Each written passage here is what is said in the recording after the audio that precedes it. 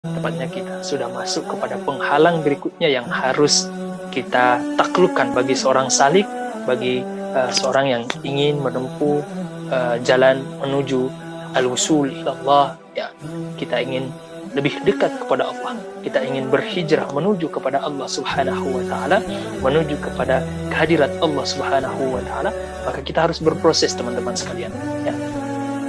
Kita harus berusaha, kita harus bergerak sebagaimana harapan-harapan duniawi, ya, di mana ketika kita menginginkan atau ketika kita ingin merealisasikan cita-cita duniawi kita, maka ya kita harus bergerak, ya.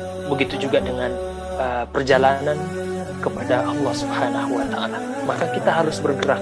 Tapi bergerak seperti apa? Apakah bergerak secara badan kita menuju kepada Allah, atau secara qalbu, ruhani kita?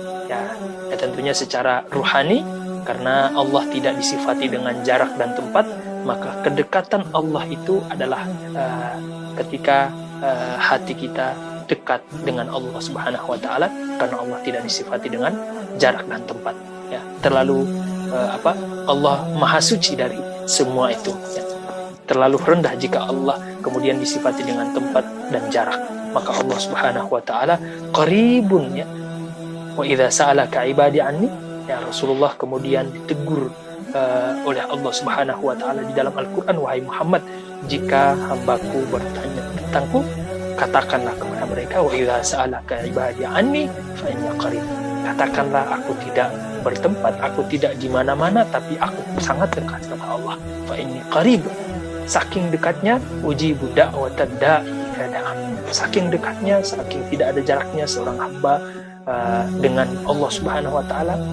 Kalau kita berdoa, kalau kita bermunajat kepada Allah, maka Allah akan kabulkan semua permintaan kita, semua munajat kita. Tentu disesuaikan dengan kondisi kita.